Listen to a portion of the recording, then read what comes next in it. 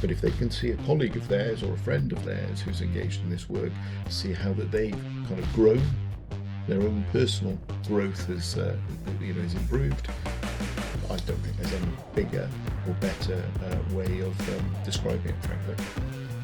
And I know this is a bit of a sideways movement, but for people who are doing presentations and they have faced themselves with that sort of leveling of engagement, how does that mentally play out for you? Because obviously you want to deliver. And how does it feel for you when you can see that there's not much, or there's people that are not engaging? Does that play in your mind as well? And No, is the bottom line. I recognise that to use the old adage, you can take a horse to water, but you can't make it drink.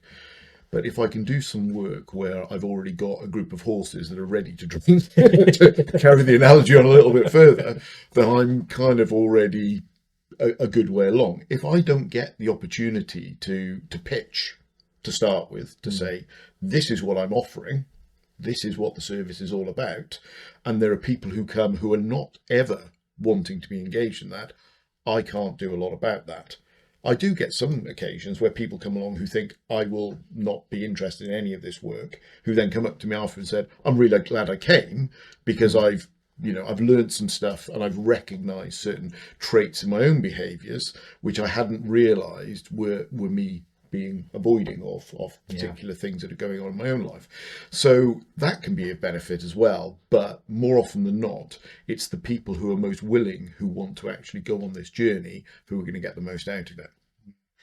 And I understand for yourself that you've been able to manage that or mitigate that emotion of not being concerned about the people that you can't lead to drink the water. But for people who see that, they're obviously going to experience anxiety surrounding that, and that can then perhaps detract from them giving the message to the right people that they want to hear.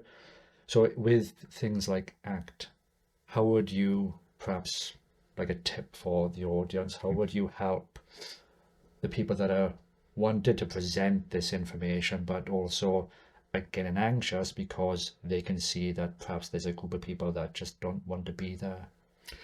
I think the best way to present this information actually is to show a change, a resilience, a psychological flexibility that's been developed within the individual who's been undertaking it, how they present themselves on a day-to-day basis, how they are with other people.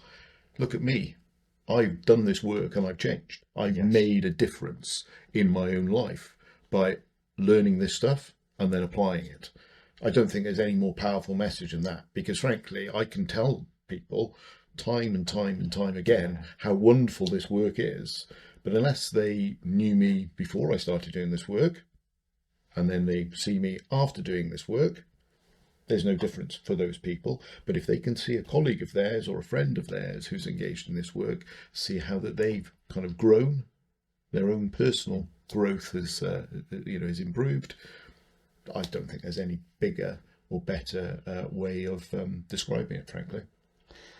And I'm just thinking about this, but say for instance, the past you was a member of the audience looking at future you. Do you think the past Dan would be looking at you and going, there's no way in hell that I could get up on stage and do this? Well, back in a former life, a former sort of work life anyway, I used to do sort of pre-sales demonstrations. So I used to demonstrate computer software. So for a period of time, I was perfectly, well, I wouldn't say I was perfectly comfortable, but I could do it. But I got to a point, and part of the reason why I ended up leaving that particular role was because my anxiety got such that I felt that I couldn't perform that role anymore, that I couldn't be up in front of a group of people, that I couldn't have those sorts of conversations. So in many respects, I think my old self would be a little bit shocked. I think my old self has always sort of known there's a capacity there to be able to do that and to be comfortable in my own skin and be able to be on stage and talk to people and, you know, all the rest of it. But there was an anxiety that was almost blocking all of that out, which through this work I manage far more effectively these days. I wouldn't say it's, you know, it's completely gone. It's a journey. It's a journey. Yeah. Fantastic.